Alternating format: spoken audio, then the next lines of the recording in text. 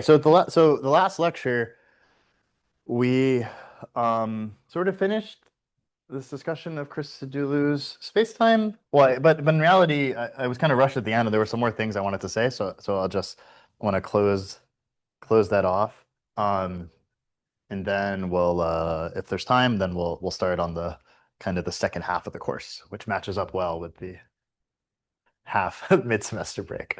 Okay, so yeah, so this thing about so what I did at the end was discuss this truncation and this asymptotic to get this asymptotically flat part of the space-time, and then I was kind of went a little fast, so let me say some of those things again.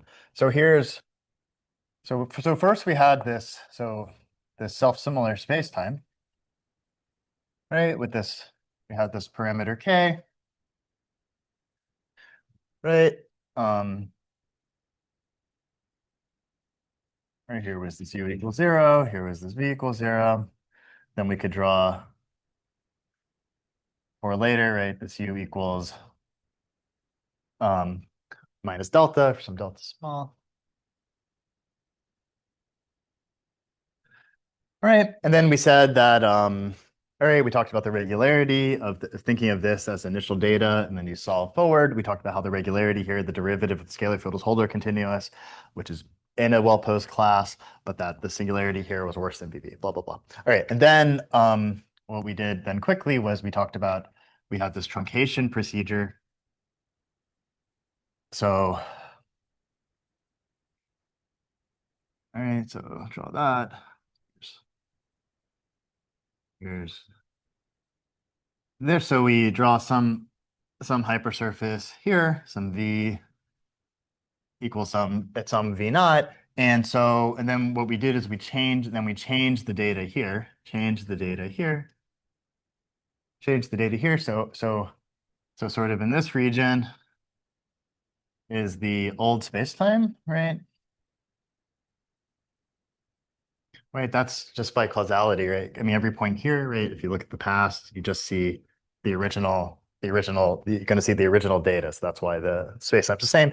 But I'm going to change things here. So here it can change. And I did that in such a way that sort of once you get out here, sort of the data, phi was 0, the lapse was say 1. So everything was trivial there. And then I sort of asserted to you that, because this stuff sort of became trivial there, and somehow using that this distance was small and using the regularity that we had up here, you could sort of argue, it was almost like a local existence problem that you get existence here.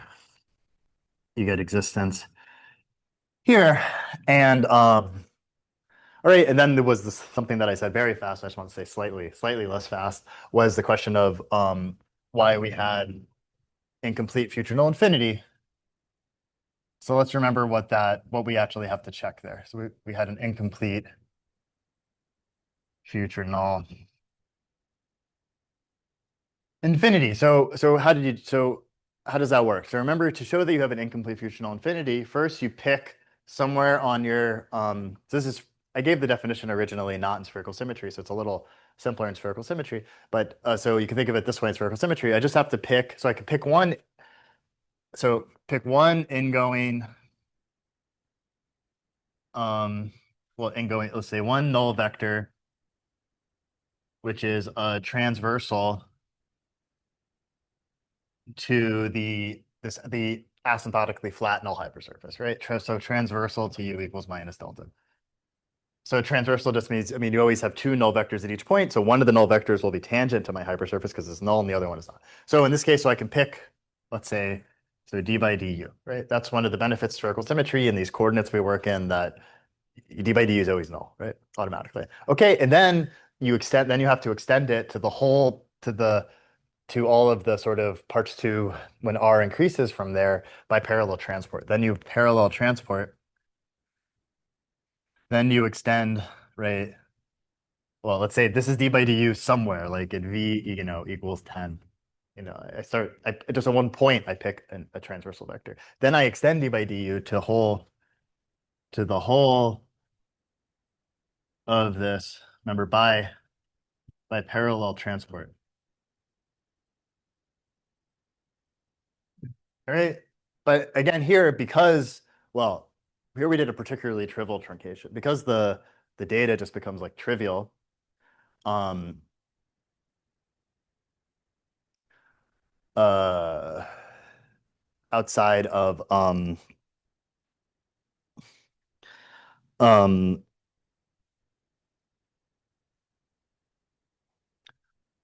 uh, outside of at some point I put this thing trivial here, it turns out, I mean, this is of course something you actually have to check, but that, you can check, you do this parallel transport, and as you extend it, du will, you know, du is going to be, something, uh, you know, will be some function, call it h. Wait, is this the, oh yeah. All right.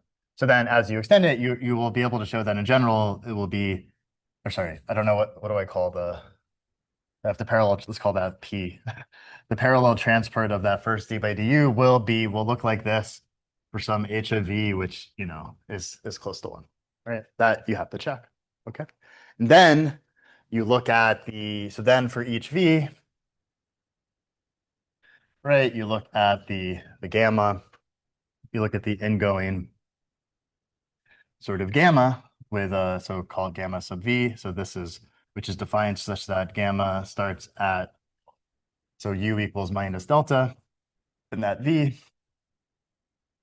and the initial tangent vector equals this, whatever parallel transported to v. And you should think, so for each v, very big. Okay.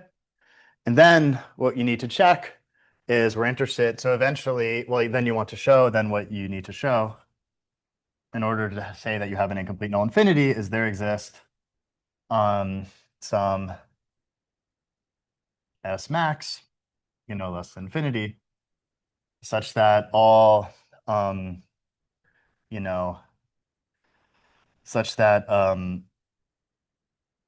such that for every v bigger than 1, there exists some S of v less than this fixed S max with the limit as S goes to S of v of gamma v of S being at 0 v, right? That it hits. So these ingoing null geodesics, of course, move on constant v. Again, this is the great thing about the spherical symmetry. Everything is so it's rigid. The only thing you don't know just from the coordinates how, of course, you don't know how the affine time will behave a priori. That you need to use all the estimates that I didn't really tell you for the metric. All right, but from these estimates that you have sort of away from the singularity and things, basically, well, yeah, I'll just say, I mean, you can show this, okay? And if you're you can look in Jaydeep's paper for more details if you want. But you can show that basically, and basically these ingoing geodesics just behave more or less like Minkowski space. That is to say, S max is about delta. Will be if k is very small, then S max is certain. Then S max will be close to delta. Okay, so I just thought I should say that again, and so they said that quickly. All right, so that proves somehow that it is indeed there's no null infinity is incomplete. You can also check. So I said that if you have a trap surface, then null infinity will always be complete. So you can infer from all of this that there's no trap surface. You can also, that's something you can also see directly. All right. So maybe first, any questions?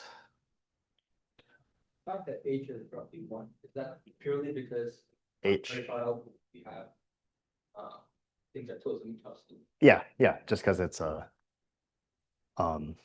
exactly. Yeah, I mean, this parallel transport is just solving some ODE involving the Christoffel symbols, and the Christoffel symbols are going to be, well,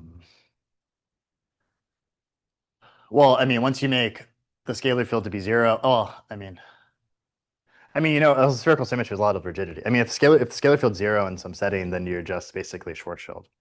You could. This is not actually how we do it. You can think of it that way. It's like, and that's for large R's, just converging to a flat space. Okay, so then, are there other questions? All right, and then there was something, yeah, also before I sort of close the parentheses on these things, there's very important, a few very important things to say about it. So first of all, what does the presence of this mean for weak cosmic censorship, right? So weak cosmic censorship is supposed to be the statement that generically you don't have naked singularities. So it's a bit strange to just construct it and then say that we're done, right? We should try to address this. Okay, so and of course the way that you would expect that weak cosmic censorship would sort of still hold is if these were unstable somehow, right? So you expect, so are these unstable? Yeah, are these naked singularity spacetimes unstable?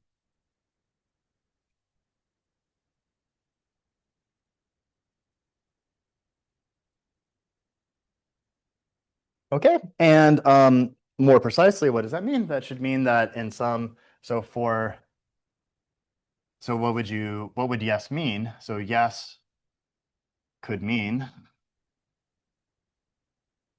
that well, so there's an issue of them being unstable, but then in fact we want something stronger. So we want something stronger because they could be unstable. I could perturb it and then get a different naked singularity. So it's not that I just want them to be unstable. What we actually want is we want something stronger than just the instability. We want that small perturbation of the initial data. So if you slightly change the initial data, small perturbation of initial data leads to a trap surface, to trap surface formation.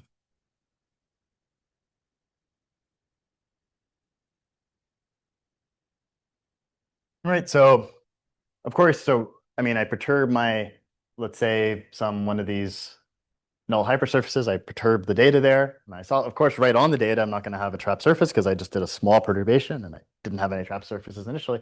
But what you might hope is that though in evolution, somehow a trap surface then forms. Then we know that once a trap surface forms in spherical symmetry, then there's in reality, well, you should think then there's black hole, everything is great. The future null infinity is complete, blah, blah, blah, blah, blah.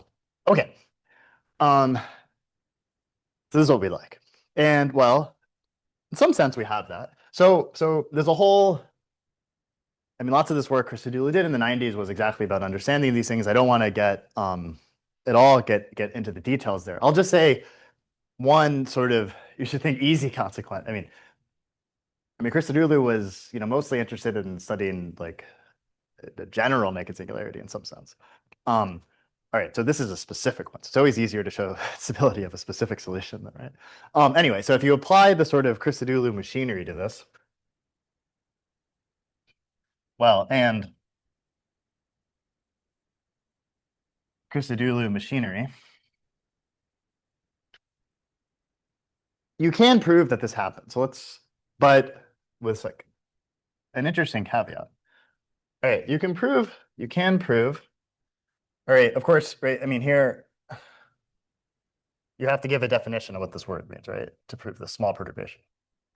So you can apply this. So you can prove star,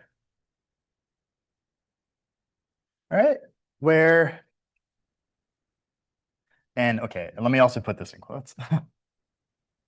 I'll just say, I mean this like in a broad sense, not just literally applying a theorem that Christodoulou did, but applying using the heuristics which are in it and maybe pushing it a little bit further. And I'll say that what you get is that you would expect that you can prove this for perturbations and I'll just talk about the regularity of the scalar field. So for scalar field perturbations, all right, and then I need to do something else, introduce a parameter here. So these things, remember the scalar field had Holder continuity. So let me say that so dV along u equals minus gamma. Let me say that's in C0 gamma. Let me just introduce the parameter gamma to govern that Holder regularity. So what you can do is you can prove it for perturbations which are below that. So scalar field perturbations with, so you're going to perturb the scalar field, and then it's going to be the case that now dV of this, I'll put P for perturb, that this has to be in gamma tilde with gamma tilde less than gamma. All right. Now remember, this is still, if you accept this, Chris, if we accept that already the derivative, say being in BV is a good enough space, right? We have I mean, this is still a space where there's a well posed in this theory. And so in a sense, so there's a more than a sense. I mean, this you can interpret it as the statement that these are unstable um, within that class. But it's still very interesting to ask, well, but what happens when I increase this regularity? Um, all right, but what happens for increased regularity? Yeah. So, a small perturbation of like a naked singularity spacetime would that mean that like you have a local naked singularity? So like it would be there, it would be naked at. This is a small perturbation of the initial, I didn't write the word, initial data. So you change just the data and then you evolve. And what evolves might eventually be very different, of course. Right? If you evolve for short time, then for short time, it of course stays close. Just like with ODs, you change initial data a little bit for short time, it stays close. But you don't know what happens once you keep it, especially once you get near as you try to get close to singularity, who knows what happens. And what the claim is, so when you do this, you don't have this picture at all. Instead, you end up having a Penrose diagram that looks like Schwarzschild, roughly speaking. There's going to be a black hole. There's going to be a complete functional infinity. It's going to be like the singularity will be hidden by an event horizon, et cetera, et cetera. That's like requires a lot of stuff, of course. I'm just telling you. Um, um, uh, yeah, but now you can ask, all right, that's just for this. And yeah, somehow it's very important for this proof to ignite this particular instability. You have to work with a perturbation which somehow is less regular, slightly less regular than this thing. And there's a sense that that's not satisfying, right? I mean, maybe you want to perturb at the regularity. It feels like cheating. I mean, is it really a small perturbation if it's like more rough? I don't know. Okay. So well, as far as anything that yeah, so it's sort of open question to understand that general outside for more regular things. But there was very interesting work, which was one of the things I had considered actually talking about in this class, but then decided to do some other stuff. Is this so I've been mentioning this appendix of by J. Deep Singh. So he has another paper. So it's a very interesting paper. So he doesn't directly address this problem, but he does a warm up, which is very interesting. So J. Deep, so he studies. So one of these things when you're doing like stability of a solution to Einstein equations. I mean, stability for a lot of things. What do you do? First, you linearize, try to understand linearization, blah, blah, blah. In general, linearizations of Einstein equation, it's complicated because it's a system, blah, blah, blah. So you often, well, many problems, experience has indicated that it's useful to start as a warm-up problem, just studying the wave equation on that background. Even though that's not actually the linearization of the Einstein equations, but it's like a warm-up. So he studied just the solutions to box G. I'll put box G Sing. So he studied solutions to the wave equation, where G Sing is the naked singularity metric.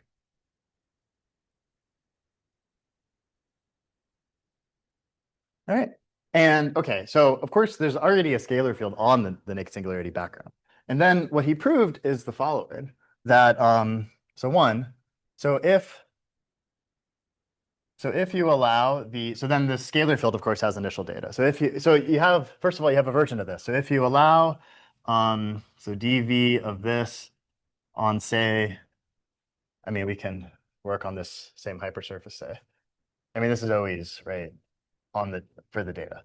So if on the initial hypersurface, if this is in a less if is less regular than sort of the background scalar field, so you're just fixing this metric, right? It's just studying this linear wave equation.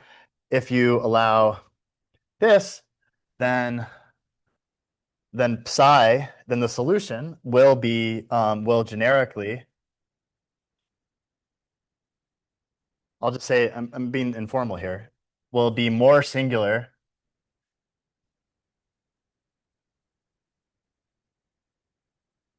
than the background scalar field, right?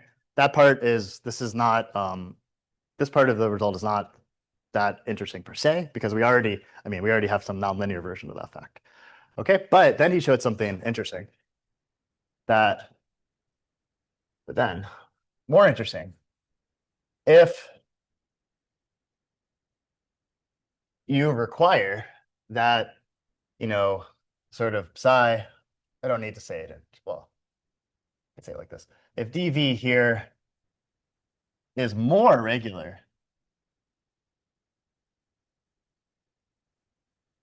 than the background, so it's more regular, it's better continuity than that, then something weird happens.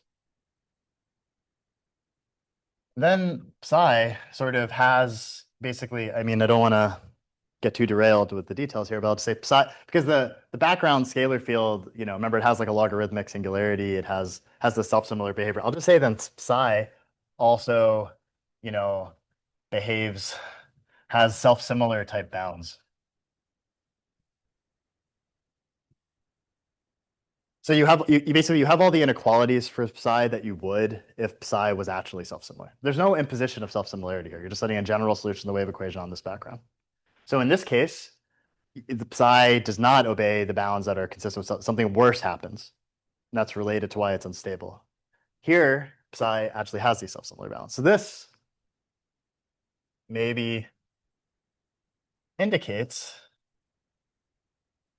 that the naked singularities are stable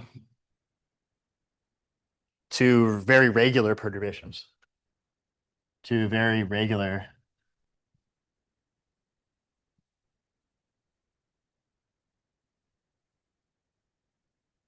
Okay. Yeah. This. So I just mean that so for example, like so you solve this wave equation, then you can look, so the simplest thing to do is to look at, for example, du of psi along the path of the singularity.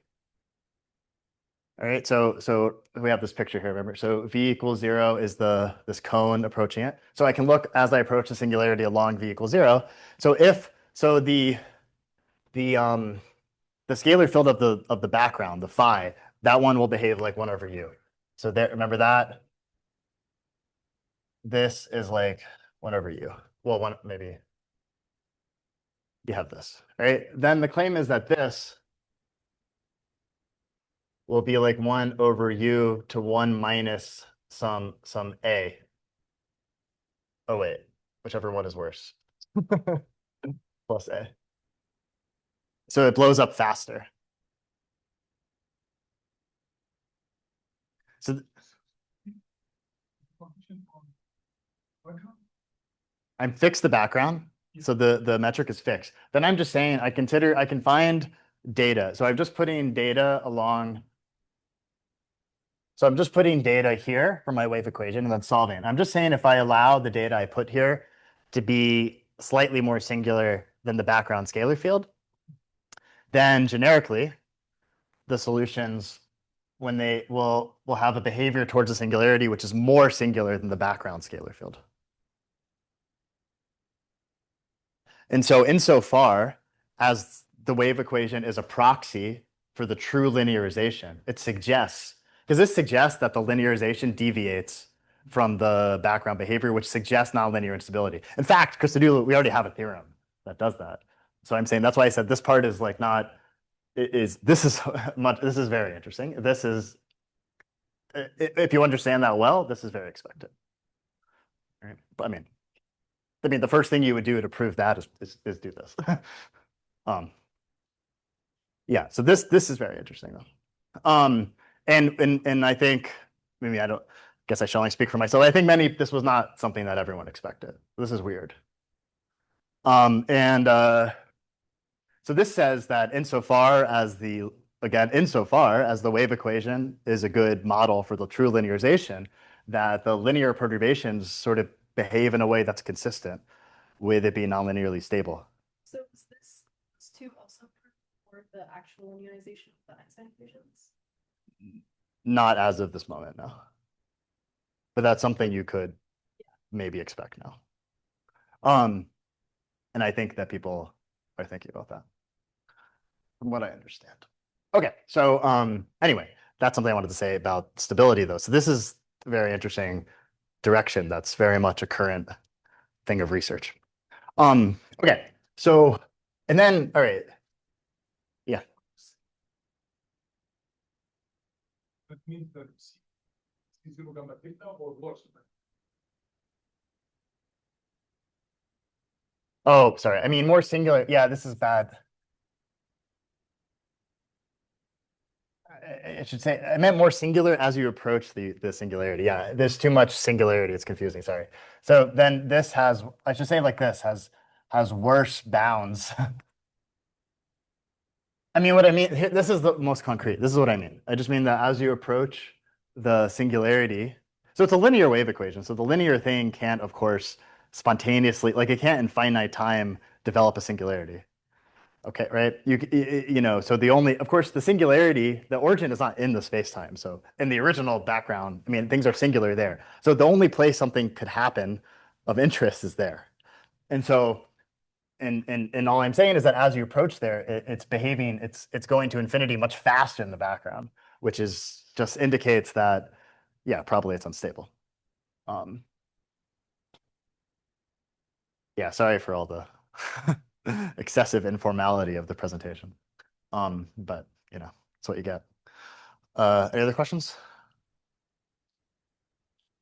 No. All right. So then there's another, yeah. So this is the question of stability. Very, very interesting question.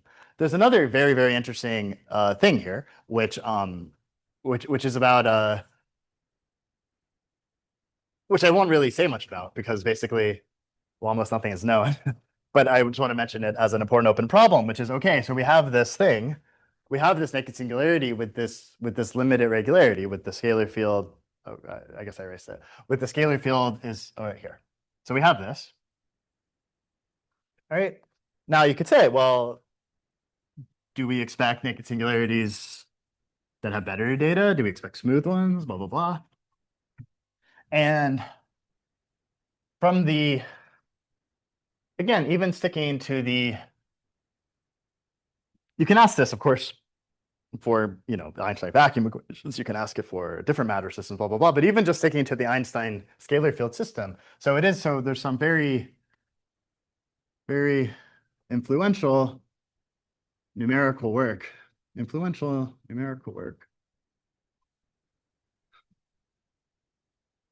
the physics literature. All right, related to something called critical phenomena, which, all right, this is due to, it's a very famous paper by Chaptuik. It's a physicist. And this stuff, what strongly suggests, again, numerically, that there exists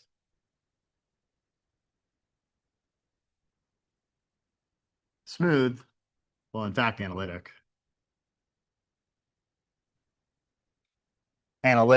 data, which leads to naked singularity.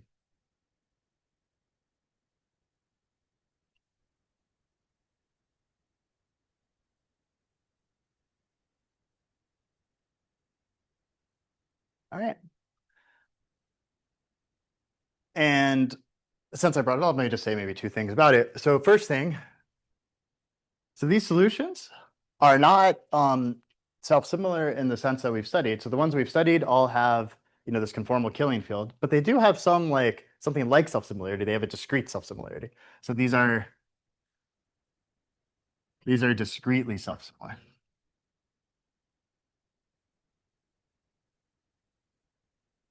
All right. So that's sort of interesting. And two, they arise in a very, very interesting way. So the way that they were discovered and related to what, I didn't write on the board, but related to what these words critical phenomena means the following. So they were constructed as follows. So you pick some data profile, call it. So pick some nice, you know, function. Let's say f of v, right? And you solve the Einstein scalar field system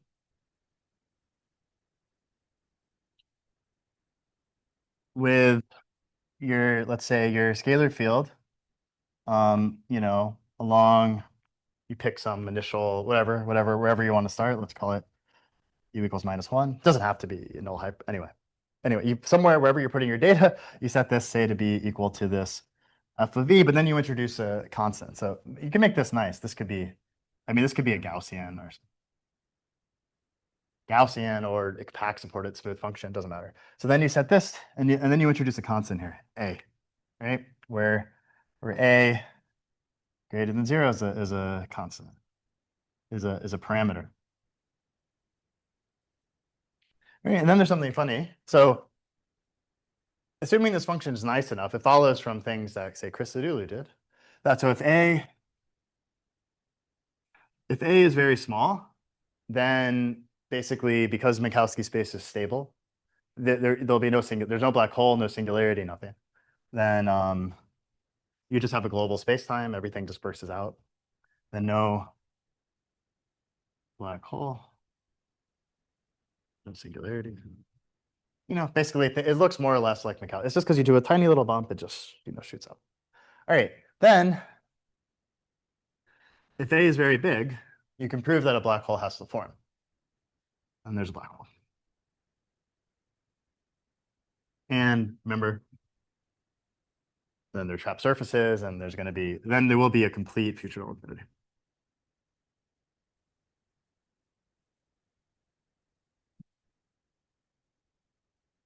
And well, the sort of a obvious, interesting thing to look at is what happens right at the threshold, right? So what happens? And so these Chaptouic solutions occur at the threshold, right? And so this is what he did. So he just numerically was trying to fine tune, right? Go right where you're dispersing. Oh, there's a black hole, and he looks right in the middle, and at the middle is this weird object, right? Okay, so that's a very interesting thing. But this, no part of, this so far there's not been yeah, this is an open question to show that this thing, which is numerically and has been reproduced in many in different versions, and there's an enormous literature that just studies critical phenomena in physics. And I should say, there's some universal behavior at this threshold. So like you can change the data, you can change this f, and then around this threshold, there's stuff that is the same. That's related to possible some uniqueness of this object and whatever. Anyway, that's really interesting. That's basically open. Right. And so I'll just say, like, not only is that open, but it's open to to even construct, this would be quite interesting. Would already, I think already, and this isn't as random as it sounds, but this would already be very interesting. Yeah, very interesting for naked singularity from C2 data, say. From just C2 data. All right. And so why,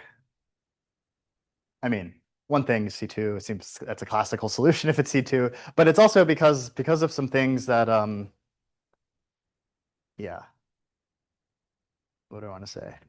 Well, it turns out, this isn't apparent necessarily from Christodoulou's paper, but from sort of understandings that have come later, that Christodoulou's, so one thing, all right, so back to Christodoulou. So one reason why this is interesting is that, well, yeah, well, one thing we saw in Christodoulou's solutions, we saw that the mass, this mass aspect function, so remember this is 2m over r. We saw that this restricted to v equals 0 was like, something like, I don't remember the exact form, maybe something like that. But the point is that it's very small when k is small. And one of the interesting things is that Christodoulou has a, and this is true there. Also the mass as you look at different and it turns out it's also the mass, it will be small basically all over say the interior of the singularity too. It's not just along this path light cone. All right, and it turns out that so Christodoulou, there's a continuation criteria. So remember, so continuation criteria, that's like an ODEs. ODEs, it says like if the solution's bounded, then I can keep solving, right? Or it's like the contrapositive from if I've hit the maximal time of existence and something blew up. Then in PDEs, you have similar things, right? And of course in PD, the flavor becomes, it's a lot more complicated. So the continuation criteria that Christodoulou has, which says that if, for example, the data is C2, then the mass being there's a threshold. If the mass is so if your data is C2 and if the mass is very, very small, then no singularity. All right. It's sort of and so basically, so if you have this regular data, because of this continuation criteria of Christodoulou, you're kind of forced into a more large data regime than these naked singularity examples. All right. And so it's not just that. I'm not just saying C2 randomly because I want classical solutions, even though that might be interesting. Anyway, so I just wanted to say these things about it. So it's just that this is a very, even just within spherical symmetry and just within the simplest matter model in spherical symmetry, scalar field, many, many interesting questions. Of course, this is probably very hard. Well, a lot of things are hard until you figure it out, right? I don't know. Anyway, so there's a lot. It's a big thing. Even though the theme of like the rest of this course is going to be not this direction, but it's going to be instead like let's take for granted what we did in spherical symmetry and try to figure out if they're analogs of the vacuum, right? But even within spherical symmetry, it's not. It's there's a lot of cool stuff to do. Yeah, questions? Hopefully this was clear. All right, so now there's an awkward amount of time, 12 minutes. Okay, so let me say, so what I wanted to do next. So like I said, so the goal next is to discuss things for the vacuum equations. So before we can do that, I have to introduce some sort of technical baggage, unfortunately, or fortunately, I don't know, which is we need to go back to this double null foliations that I introduced before, and I need to discuss again. I mean, because of the nature of the course, maybe I can spare you the worst of it, but I have to give at least some flavor of how you actually do things in a double null foliation. Okay, so I guess let's start. All right, so okay, so the basic. All right, so I'm going to talk about the double null. And we'll start this more seriously the week after next. I'll probably have to review what I say now anyway. Anyway, the double null gauge. All right, so the starting point is this fact, which we already discussed, I guess, during the winter school, that every space-time, at least locally, can be foliated by null hypersurfaces, which intersect, say, along spheres. And then on that, there are different conventions, whether you put a 2 here or not. I think I didn't put a 2 before. Stephanos put a 2. Stephanos is a serious guy, so let's put the 2. Right, so there was this kind of have this version of things.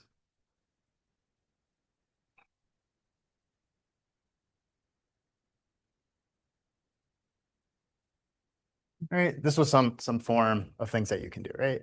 So all right, so the kind of metric functions, your basic unknowns for the metric are you have this thing which we call the null lapse. So we saw that, of course, in the spherical symmetry world. We have this G/AB. This is the induced. So remember, so you can sort of draw again the same picture on the blackboard, but now each line corresponds to you should think there's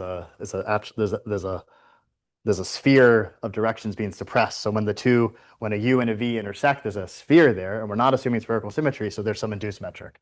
This is the induced metric, and there was this notation, SUV. So SUV denotes the sphere which lies at the intersection of the U hypersurface U and V.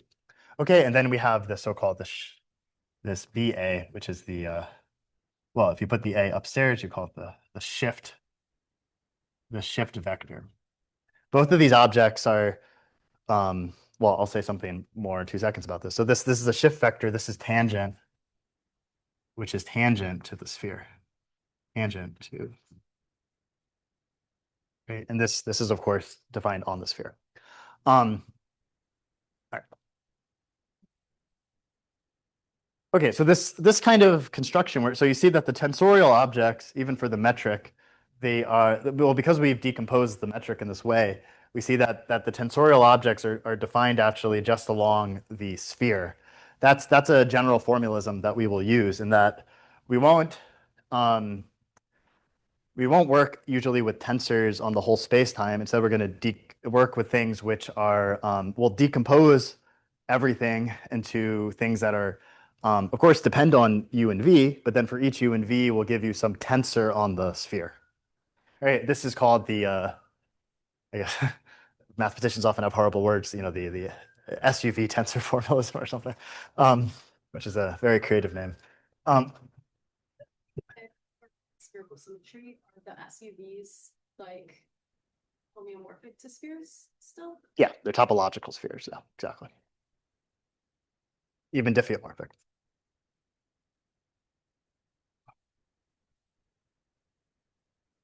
Well, I mean, I should say, in fact, almost everything I'm going to say would work with, it doesn't have to be a sphere.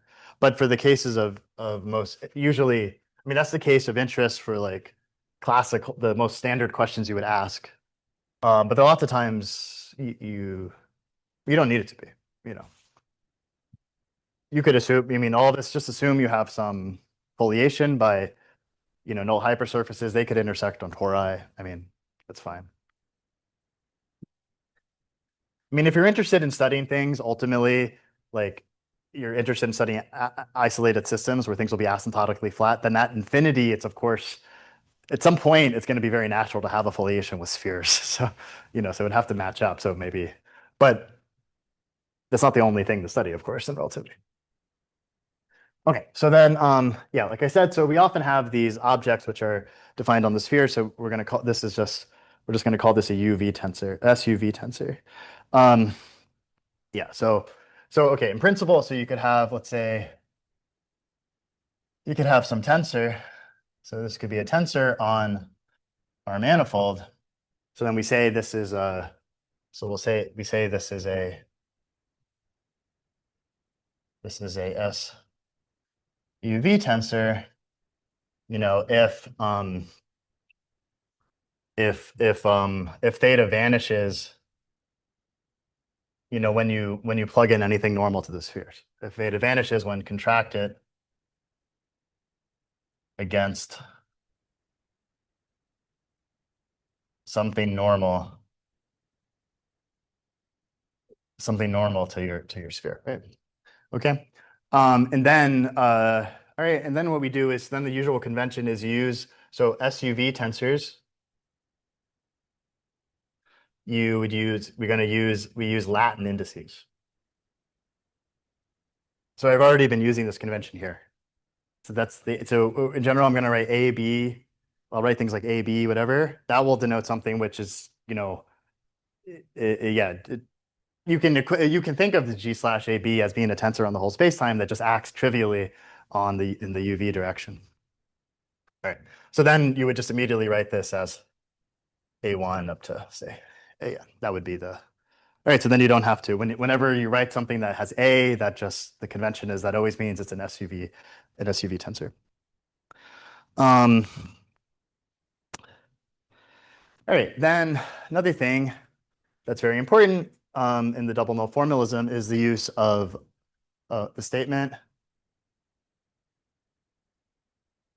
that mu less than 1, the no singularity holds true in the general case or just in the self-similar case. It holds true. That continuation criteria is for the Einstein scalar field system with no under spherical symmetry, of course, but not with self-similarity. And it wouldn't make sense to say it was true in the self-similar case because we don't have any C2. There are no known C2 examples of one. So, yeah. So that, if you want to see that, that's discussed in Christodoulou's BV paper. What was I saying? Oh yeah, the null frame. Okay, the other thing that's important is, okay, so I said we're going to decompose things into sort of these kind of parts, UV things, kind of in this fashion, how we decompose the metric, like maybe functions with UV things and then some tensors here. And we're to do that, we need to introduce, it's useful to introduce some kind of basis of, of the tangent space at each point. Well, we don't have to, well, all right, we'll see what I mean. So what we do is we can define this E4 to be this vector. And then we can define E3 to be this vector. All right, we have, the double indices means you sum, right? The usual thing. Okay, and what you can check is that, so these are null. So these will be null vectors. These are null. Null vectors, and G of E4, E3 will be equal to -2. All right, so these are some kind of normalization of the, yeah, normalized null vectors. Okay. It turns out that they're in different sometimes there are reasons why you might want to do the weights differently depending on what you're doing. This is the simplest choice. This is like this, you weight them, so dv, these are like the coordinate vectors that just come from your iconal function, and then you weight them with the lapse function so that this works out. You can obviously, like, you could put omega to the -2 here and put 1 there and do other things. There are a lot of things you could do. This is the simplest case. All right, and then along each sphere, of course, and then along each SUV, we just, in general, sort of one of the philosophies of this formalism is that you work as sort of geometrically or tensorially as possible on the spheres. You try not to. I mean, of course, there are coordinates that are in these coordinate systems. I mean, for this coordinate system, I had to pick coordinates on the sphere. But in general, in the formalism, I try to be more geometric on the spheres. All right, so I'll often just say, so I want to complete this to like a frame. So maybe you want some, at any given point, you want to find a E4, E3, and then pick two space-like vectors so that this is a basis of the tangent space where these say maybe are orthonormal at a particular point. Almost everything you do is agnostic about what these are. That's not important in reality because it will be something geometric on the sphere. So we'll just, sometimes just write E sub A. We'll just denote, stand for a general like choice of well, I mean, maybe you have to specify sometimes. Maybe you mean something orthonormal at a point. Maybe you might even just mean the coordinate tangent vectors or something, the coordinate derivatives. All right, now I'm really running out of time, so maybe I'll stop there. But the next step is going to be using so in a given frame like this is going to be you introduce hierarchies of unknown. So here's the metric components. Then they're going to be the first hierarchy are going to be basically Christoffel. What you would in normal like in Riemannian geometry you call Christoffel symbols. For some historical reasons in relativity, they're sometimes called Ricci coefficients. These are going to be various decomposing basically the covariant derivative of the metric with respect to this frame. Though you don't quite do every Christoffel symbol partly because we're going to work geometrically on the sphere. So the Christoffel symbols just on the sphere won't make an appearance in our formalism because we're going to be more geometric on the spheres. But in general, that's the first level. And then the second level is you then decompose the curvature tensor also with respect to this frame. And then the first thing in the formalism is understanding the equations that link those and how does Ricci curvature enter there. And not only does Ricci curvature enter, but Ricci curvature enters in such a way that you can understand that system to be hyperbolic in some sense. And that's what I will explain on not this next week because we don't have class, but the week after. All right. So thanks.